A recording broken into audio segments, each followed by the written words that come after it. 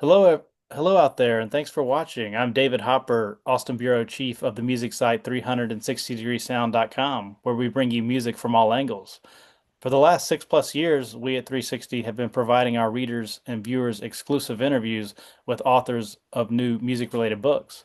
For this installment of our Author Talk series, I'm joined by London-based music industry veteran Keith Jopling.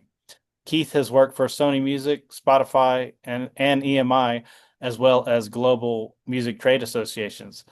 In 2021, he started the music podcast, The Art of Longevity. Keith is here to talk about his new book, Body of Work. And the subtitle is How the Album Outplayed the Algorithm and Survived Playlist Culture. Keith, thanks for joining 360degreesound.com. No, thanks for having me, David. I love being called a veteran. Yes. I wonder if you could please start by telling us why you decided to write this book, Body of Work. Well, I actually started just writing an article about which was related to the Art of Longevity podcast, which was about all of my favorite bands, or many of my favorite bands, many old bands were making great albums. I was just really impressed, and that includes bands like Nada Surf and Spoon and Death Cab for Cutie, a lot of American indie bands because I'm a big fan of American indie, but also a lot of British bands as well. And even when those bands, maybe the album quality might have dipped in the first half of the century, it seemed to have come back, and so I started writing about that, and then I just carried on. It just continued on. I just found different threads would come up. I thought about the pandemic and Taylor Swift with Folklore and Evermore, and how many kind of young female pop artists were also leaning heavily into the album and bringing their young audiences back to the format.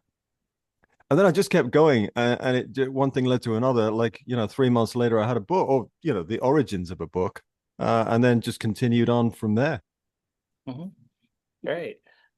Uh, well, it's a fascinating read, and you really go through the kind of technological innovations and changes over the last, quarter century. Well, really, you start with the invention of the album, which is not, goes back to 1948. Columbia launched the LP, but with the focus on the last 25 years, and as everyone knows, there's been a lot of disruption. So I wonder if we could start by talking a little bit about in the early 2000s, you had the advent of Napster and file sharing, and a few years later you had iTunes. So those were major disruptions. A lot of people quit buying CDs and they would download individual songs that they could pick and choose their favorites rather than purchasing the entire album. I remember seeing many articles at the time, declaring that the album was dead. So I wonder if you could start by saying what were a few major reasons why file sharing and iTunes did not kill the album?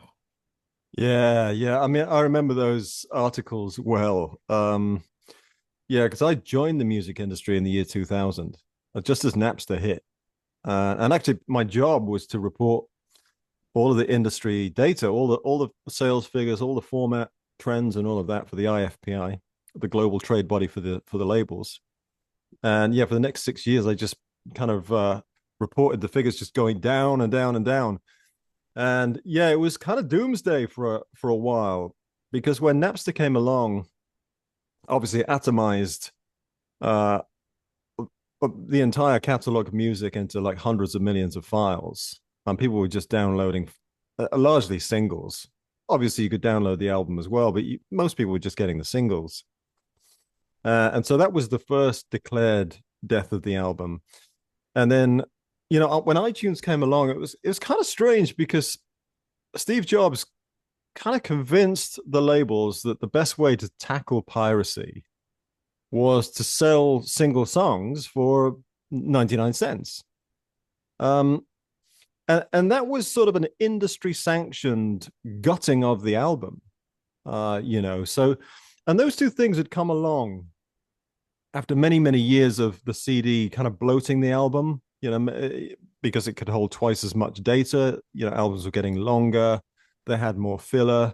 They kind of lost that narrative thread. that was really common in the 70s and 80s, kind of the golden years of the album. So, concept albums and things like that seemed like a thing of the past. So it felt like both the industry and, in fact, the music fans, record listeners were kind of ready to dispose of the format. So that's why I really focus on the book on the 21st century, because, I came into the business in the year 2000, um, watched all those technology companies come along, worked at some of them for a while or consulted with some of them. And then, I wanted to sort of solve the mystery of why it didn't kill the album. So, I mean, my first answer to that question specifically is that when iTunes came along, a lot of bands started releasing singles only. And I talk about this in the book. It was actually a really fun part of the book to write, to go back and look at the bands who basically had declared, okay, this is the end of the album. We're going to go along with this. And Smashing Pumpkins was one of those. I remember, and Billy Corgan was kind of saying, look, okay, we'll go back to the 60s and we'll release, a track a week or a track a month. And the funny thing is, nobody really cared. Like the fans really didn't follow it. They didn't get it, and many of those bands just quickly reverted to albums again, and kept on making albums. So, gradually from that period onwards, it was kind of indicated that it wasn't going to die, but it had a long way to go before we get to like where we are now. Hmm. Yeah, absolutely. Um, for the last 10 plus years we've been in the streaming area, the streaming era. This is how the vast majority of people consume music today, with Spotify being the major player. Um, as you write in your book, Spotify's been more song and playlist focused than album focused. Yeah. Another interesting thing in your book is you mentioned how Adele, the superstar singer, asked Spotify to remove their default shuffle feature so that when streamed, her albums would play through in the order she intended. So that brings me to my question of, do you attribute much of the album's endurance to artists like Adele and many others, their commitment to the format? I do, yeah, because they start. I mean, after that experimental period I just talked about, where a few artists tried singles, it's actually been the artist that has kept on believing and kept on making albums. And you kind of think, well, why have they done that? Because even labels, record label executives would say to me over the course of many years, like, we're not really sure what to do with albums anymore, but artists still want to make them, because I mean, they take years to make. They're very expensive. And that we don't really know who's listening. Um, but I think the artists understand a few things about it. First of all, they get the fact that to make good songs, you have to write a batch of songs. And often when they're making albums, they have 50 to 100 demos or song ideas. Um, they may have 20 to 30 really solid songs. Um, but in the process of whittling that down to an album, they're really focusing on the best songs they have at that period of time, and also telling a story and following a narrative that is important to them at the time. And they've continued to sort of want to do that. So artists have a lot to do with it. But even so, during the streaming era, it was getting harder and harder to actually make an impact with your album. Because as you say, playlists became the thing of the moment. They really became huge. And I talk about the growth of playlists in the book, and that Spotify kind of hyper growth of their branded playlists, which nobody expected, actually, those curated playlists to really take off in the way they did. And then, along comes TikTok and social media, where we had even more fragmentation. So it went from songs to clips to sounds. Um, but still, the artist stuck with the album. So I think their commitment to it is extraordinary. And I think it's really hard to sort of put any kind of evidential or quantify the impacts of some of this, which is kind of part of the mystery, it's part of the fun. But yeah, when Adele told Spotify, she tweeted to Spotify, look, can you turn the shuffle function uh, off? Because I really want people to hear my album. It was the album 30 that she released in 2021. So I think it was her third album. Really big event. She wanted people to listen in order. And artists spend a lot of time thinking about the sequence of the song. So that is completely understandable. What's really curious is that no one knows when Spotify turned that shuffle function on because it was for every album. And I looked into this, and I guess maybe one day I'll find out like who did it. Like, was it a engineer in Stockholm just wrote a line of code and messed with the entire history of Yeah. of recorded music? But yeah, I mean, it's extraordinary that the labels didn't step in and kind of even maybe know that happened and stop it. But yeah, Adele did, and I think that was actually one of the key events in the survival and revival of the album for sure. Yeah, for sure. Yeah, you mentioned the kind of mystery and that the kind of lack of data for some things regarding the album, and you said like even the label executives are like, we don't really know who the albums are for, who's listening, and you write in your book that Spotify doesn't even track who listens to full albums. Like, people will post their Spotify Wrapped, and it's more so the artist they're listening to or the song. So the question would be, what do we know about who listens to albums? I mean, I love albums. I listen to albums. I have friends who like them. I collect CDs, as you can see, and vinyl. Um, but I guess what do we know about who's out there listening to albums? Yeah, I mean, great question. And to Spotify's credit, they last year when they put out Rap 2025, they included your top five albums. I don't know if you noticed this when you got your Wrapped. Okay, Um, so your top five albums were in there okay, for the first time ever. So, yeah, this was like, I don't know, the 10th year of Wrapped. mm, And in fact, when I wrote the book, obviously that now, um, my book predates that. So, if I get to reprint it, I'll give them due credit. But, up to that point, it was all about, the time you spent listening, how many genres, how many songs, and whether you're a stormtrooper or a influencer, whatever this fun stuff is. Um, but if you're a music fan, you want to track the the artist that you love album by album and sort of absorb it and enjoy it that way. So I think it's really cool that they've now included albums again. And I suspect it is as a result of the data telling them that people are listening to albums. mm, Um, so maybe that's kind of come up on the radar. It's been picked up by data and algorithms because otherwise, I don't think Spotify would really bother to include it. So I think that's one indicator. I mean, the other thing, of course, is the growth of vinyl, which has been a big thing. But even when somebody buys the vinyl record, you don't know if they're going to play it.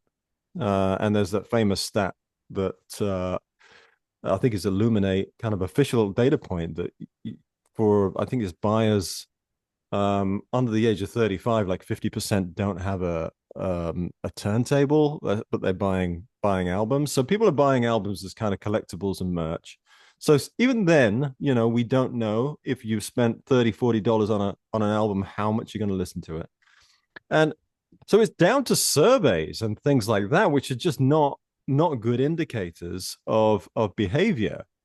So what it comes down to, I think, really is Spotify and the streaming services are the only data point that we can be sure of, other than people buying records and then assuming they're going to play it. And in a way, that's part of the extraordinary story of the resurgence of the album, because for all those years we had the technology giving the album a hammering, and Spotify never measured it, so they never reported album streams to labels. They report streams of 30 seconds of a song. And then the label chart companies the RIAA in the US, the UK chart company here over the US, the chart companies around the world aggregate the data back up to the album. So it's kind of a proxy measure, really. But the industry kept doing it anyway. They call it, sales equivalent streams. It's not really sales. So in a way, it's kind of absurd to keep on measuring it, but I'm glad they did because it was part of what kept the format alive in a way. It's what measured gets done, if you like. Yeah, no, that was a great point. And yeah, thanks for the update about Spotify Wrapped. I usually use Apple Music and Amazon, so yeah, I didn't know that they had done that this year to include albums. So Yeah, yeah, yeah. And yeah, yeah. Apple, I think, have leaned in, or maybe they didn't lean away from the album as much. Um, I used Amazon a little bit. I think Amazon maybe just sort of followed a little bit more where Spotify was going.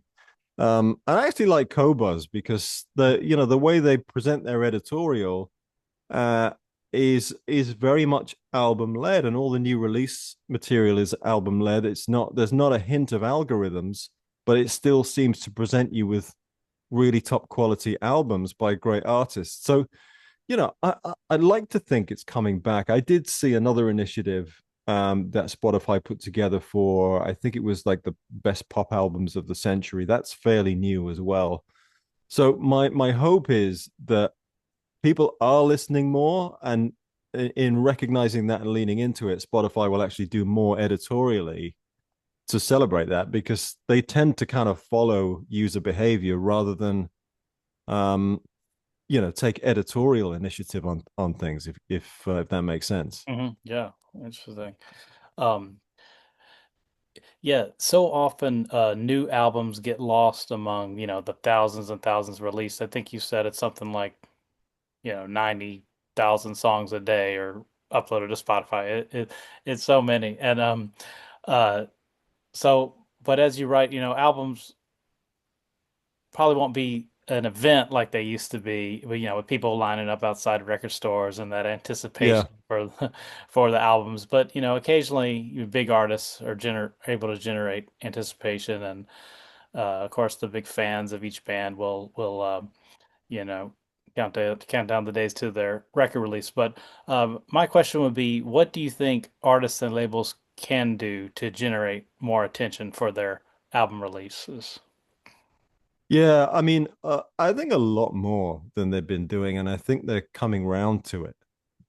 Um, there's a new Harry Styles album out. I think it's a week on Friday, Mhm. and obviously that's a huge event. I think it's his third. Um, and I saw that he's launching the album with listening parties in 40 cities around the world. Yeah, Austin was one And of them. yeah, yeah, yeah. I mean, and if you go back to, I actually have this in the book. If you go back to 2022 for Harry's House, his last record, he actually launched that record with an article in Homes and Gardens magazine, which I actually thought was pretty cool. Like get outside of the music business, do something different, generate some publicity around that. But I think it sort of does indicate how far albums come in the intervening 4 years. And I have heard from label execs about this sort of continued push for the album by artists. Again, got to give a lot of credit to big female pop artists like Billie Eilish, Sabrina Carpenter, Olivia Rodrigo, Lana Del Rey, of course, which I think just they sort of have together um, introduced the album to a whole new generation of fans. And they've made the album the centerpiece of their campaign. So I think it's been the artist initiatives, but the labels are responding, right? They're releasing like many different versions of the album, more and more listening parties. I mean, I'm starting to see back to old media, I'm starting to see like huge posters of album releases by, Olivia Dean and Lana Del Rey. So they're kind of maybe going back to old media, again presenting the album through many many different parts of the press. But it feels like there's it feels like there's a lot more that they can do.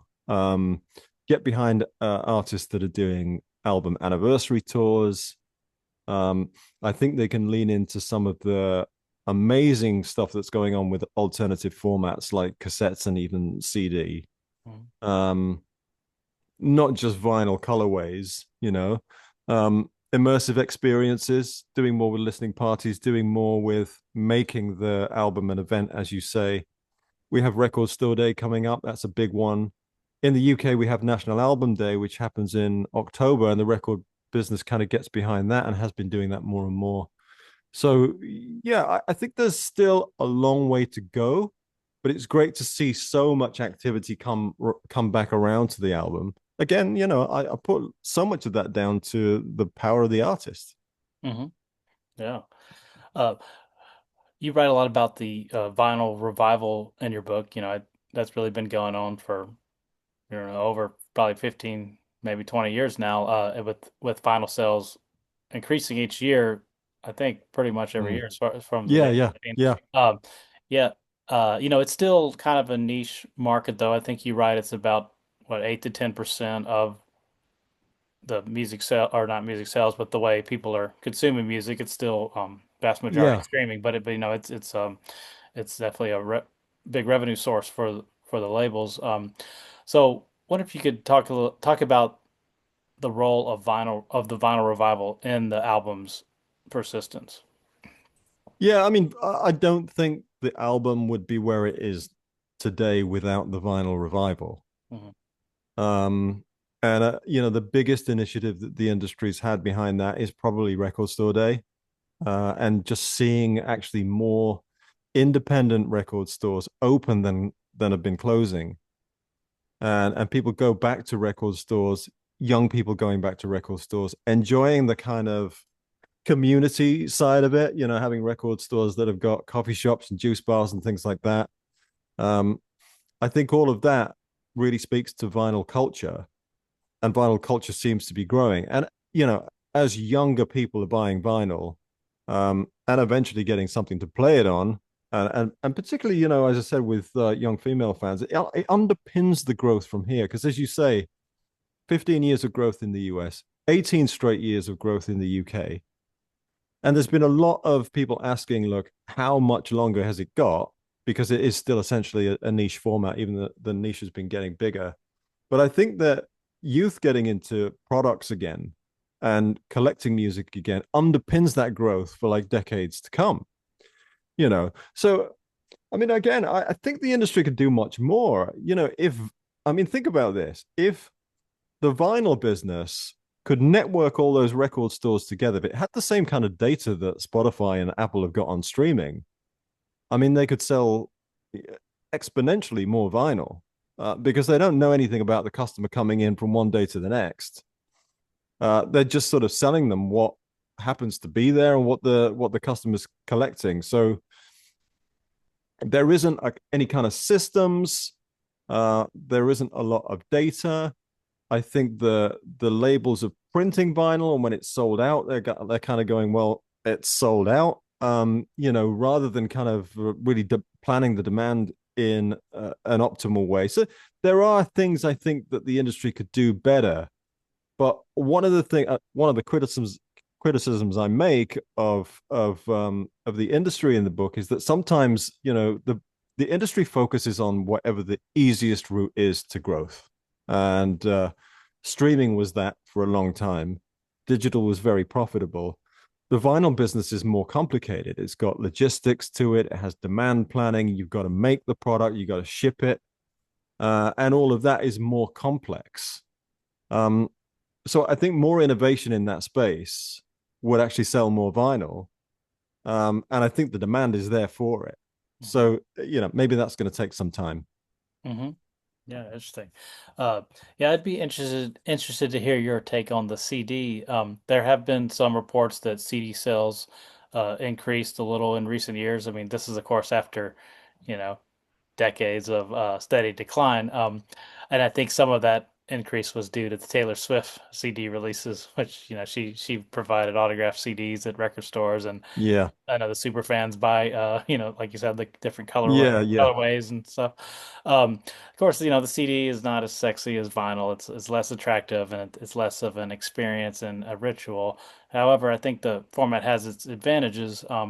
Here at 360degreesound.com, we've been doing a CD Junkies series where we interview CD collectors from around the world, and many of them tell me that vinyl's gotten cost prohibitive for them. It's just they don't want to spend, $30-$40 for a record.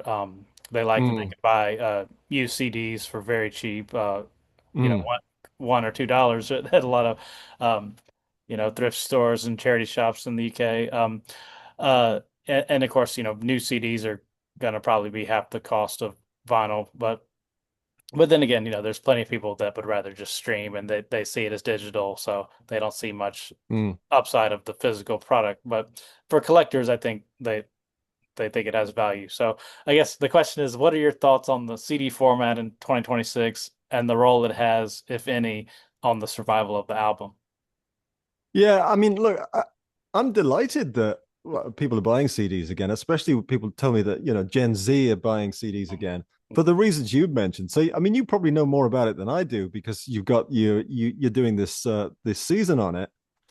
Um, I think a lot of it's probably got to do with price because I mean, there aren't that many ways that you can put a CD into a player these days, right? I mean, but I guess buying a CD player is less of a layout uh, it's less expensive than buying a deck and um, an analog amp system and speakers and all of that. Um, I mean, I don't know if it's specifically a preference for the format itself because the CD just I don't know, it just was always the kind of ugly twin sister of vinyl, and Yeah. uh, I don't blame people for um, taking their CD collections to the secondhand store or to the dump or whatever. When streaming came along, I did the same thing. They went from the shelf up into the loft and the cupboard and then down to the charity shop, and what was left ended up, I don't know, just getting trashed. It's a great shame. I'm pleased it's happening. I don't think I know the answer as to why, to be honest. Yeah. Uh, yeah, it's interesting. I think one interesting aspect is that, of course, you don't own anything on streaming, and it can be taken down whenever. And there's certain particularly compilations and like movie soundtracks that you may not even get the full album on streaming because they don't have all the rights cleared, and so that's one aspect. And also, I guess in like more audiophile circles, they like the lossless sound. Of course, more streaming has gone to that now, but don't have the any interruptions with internet connectivity, so they like that. And also, I mean, you're getting more technical here, but like the different remasterings, some may want a original master, and Spotify may only Yeah. have the remaster, and they think the Yeah, yeah, original sounds right. better. So that's another, I think, maybe less thought of Yeah, reason why yeah, yeah, people will you're hold right. on to them. Yeah, I yeah. mean, all of this stuff, I think, makes you reevaluate, um, the relative benefits of streaming versus like those old physical formats. I mean, one of the things that's always bugged me with streaming services is that for some of the classic albums I really love, the only version they have is like the deluxe version. Hmm. And you kind of think, well, I don't want the deluxe version. I just want to hear it in its original Hmm. beautiful form of 11 to 12 tracks. Um, and you're right. I don't necessarily want the remaster. I want it to be the original in the original form that I remember buying it in the day. So there's a certain kind of aspect there. But I also think, it's the start of it's not a backlash so much, but it's people just realizing that in the attention economy, we're just bombarded the whole time, and people actually realize that the health is actually becoming at risk here. And it seems trivial to talk about this from a music standpoint when there are many other more serious issues of being addicted to phones and constantly online and all the stuff that goes on.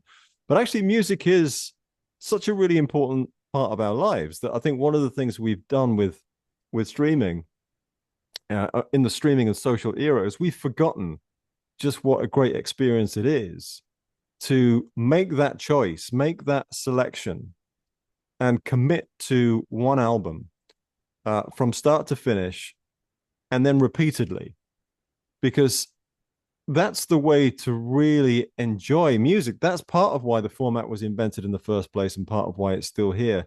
And we kind of have forgotten that. So I think as people have kind of got back to these formats and they're playing them, and people are kind of arranging listening parties at home. I mean, I know quite a few people have spoken to me about WhatsApp groups and things like that since I put the book out. And it's only been out a few weeks, you know. So all these things are coming out about how people want to take control of their attention and how they enjoy art and entertainment and music.